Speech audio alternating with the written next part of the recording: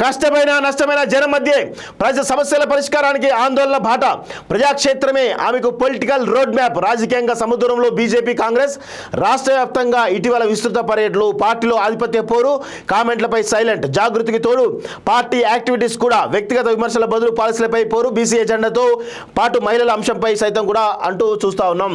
So Kalvakuntla Kavitha రాజకీయ పయనం ఎటు అనేది ఒక్కసారి మనం డీటెయిల్గా మాట్లాడితే చాలా విషయాలు కూడా బయటకు వస్తాయి. ఈరోజు కవిత ప్రస్తుతం బీఆర్ఎస్ పార్టీలో ఉన్నటువంటి కేసీఆర్ కూతురు. సో ఇప్పుడు కవిత టార్గెట్గా ఇప్పుడు కవితను ఎవరు టార్గెట్ చేస్తూ ఉన్నారు, ప్రతిపక్షాలు ఎవరు టార్గెట్ చేస్తూ ఉన్నాయా అనేది చూస్తే ప్రతిపక్షాలు ఎవరు కూడా ఆమెను టార్గెట్ చేయడం లేదు. ఇంటర్నల్గా ఆమెను టార్గెట్ చేస్తున్నది వాళ్ళ ఫ్యామిలీ మెంబర్సే అనేది చాలా స్పష్టంగా అర్థమవుతోంది. కేసీఆర్ నుంచి మొదలుపెట్టుకుంటే తండ్రి నుంచి మొదలుపెట్టుకుంటే ఇక్కడ కేటీఆర్ కావచ్చు, లేకపోతే హరీష్ కావచ్చు, ముఖ్యంగా సంతోష్రావు కావచ్చు, ఇలా వీళ్ళందరూ కూడా ఈ పితృస్వామ్య వ్యవస్థలో ఒక స్త్రీ ఎదుగుతున్న క్రమంలో సొంత కుటుంబ సభ్యులే ఆమెను రాజకీయంగా అణగదొక్కేటువంటి ప్రయత్నం చేస్తూ ఉన్నారు. ఈ పితృస్వామ్య వ్యవస్థ మన దేశంలో వేళ్ళనుకుంది కాబట్టి కేసీఆర్ ఆటోమేటిక్గా ఏం చేస్తాడు, కేటీఆర్ తన కొడుకు అనేటువంటి కేటీఆర్ను రాజకీయ వారసుడిగా ప్రకటిస్తారు. ఈ క్రమంలో కవితను కట్టడి చేయాలని చెప్పేసి చాలా పెద్ద ఎత్తున ప్రయత్నాలు చేసినప్పుడు కూడా కవిత వాళ్ళను ఎదురించి అనేకమైనటువంటి కార్యక్రమాలు చేస్తున్న విషయం వాస్తవం. ఇటు బీసీ ఎజెండాను ఎప్పటి నుంచో కూడా ముందుకు తీసుకుపోతున్న విషయం వాస్తవం. రాబోయే రోజులు మార్చి 8 అనుకుంటా ఏది మహిళా దినోత్సవం సందర్భంగా ఆమె మహిళలకు సంబంధించినటువంటి అంశాన్ని కూడా తెరపైకి తీసుకొస్తూ ఉన్నారు. సో ఇట్లా ప్రతి అంశంలో కూడా ఆమె మాట్లాడుతూ ఉన్నారు. సో జనం మధ్యలో ఉండి జనంలోనే ఉండాలని డిసైడ్ అయినరు. ఆమె చాలా స్పష్టంగా కనబడుతూ ఉంది.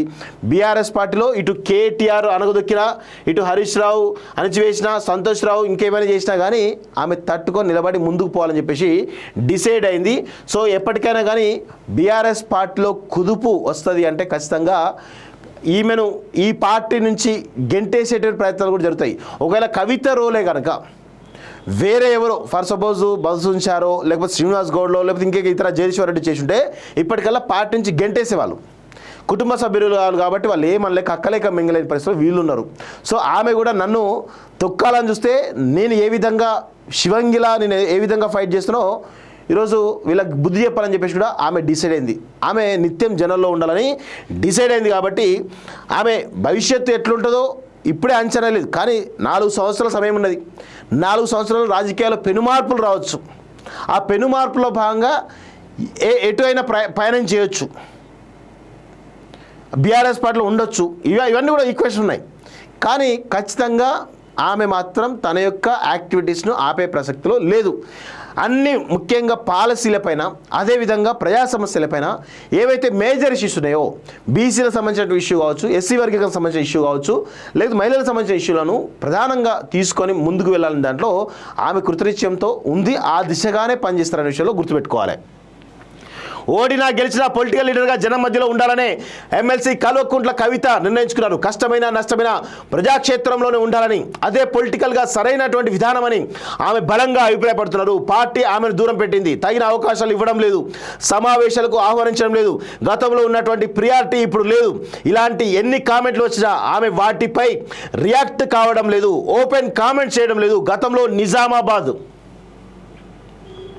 ఎంపీగా ఆ తర్వాత జిల్లా ఎమ్మెల్సీగా దాదాపు 10 ఏళ్ల పాటు ఆ ఎంపీ సెగ్మెంట్ జిల్లాకు మాత్రమే పరిమితమయ్యారు. కానీ ఇప్పుడు అన్ని జిల్లాల్లో పర్యటిస్తున్నారు. పార్టీ లైన్తో సంబంధం లేకుండా తెలంగాణ జాగృతి, పూలే యునైటెడ్ ఫ్రంట్ లాంటి ఫోరంల ద్వారా యాక్టివిటీస్ చేపట్టారు. పోరాటాలతోనే రోడ్ మ్యాప్ అంటూ చూస్తా ఉన్నాం.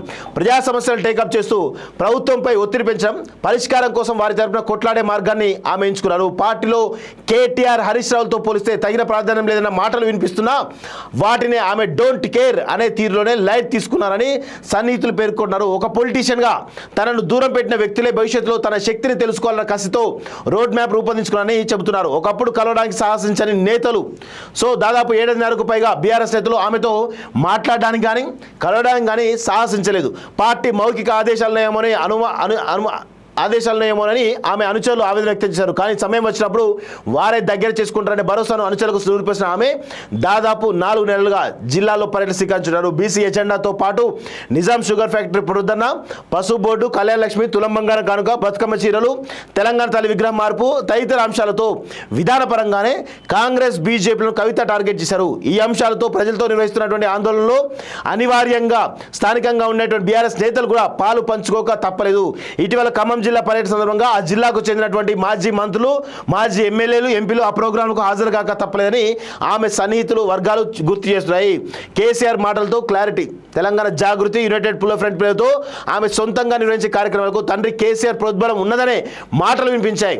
తెలంగాణ భవన్లో జరిగే అనేక కార్యక్రమాలకు ఆమెకు ఇన్విటేషన్ లేదని, చివరకు రాష్ట్ర ప్రభుత్వం చేపట్టిన కులగణలోని తప్పులను ఎండగట్టడానికి పార్టీ నిర్వహించిన బీసీ నేతల సమావేశానికి కూడా ఆహ్వానం లేదని ఆమె అనుచరులు గుర్తు చేశారు. అయినా ఆమె బీసీ ఎజెండాను పక్కన పెట్టలేదని పేర్కొన్నారు. తెలంగాణ భవన్లో ఇటీవల జరిగినటువంటి విస్తృత స్థాయి సమావేశంలో తెలంగాణ జాగృతి తన యాక్టివిటీస్ తాను చేస్తుంది అంటూ చూస్తాను. బీసీ ఎజెండాతో మొదలైనటువంటి ప్రయాణం కొనసాగుతూనే ఉంది. బీజేపీన ఘాటు విమర్శలు చేస్తూ ఉంది. సో ఎందుకంటే బీజేపీయే ప్రధానమైన టార్గెట్గా ఉంటుంది. ఎందుకంటే ఇద్దరు సముద్రంలో ఉన్నారు, కాంగ్రెస్ కానీ బీజేపీ కానీ ప్రధానంగా బీజేపీ టార్గెట్గానే ఆమె పనిచేసేటువంటి అవకాశాలు అయితే కనబడతా ఉన్నాయి.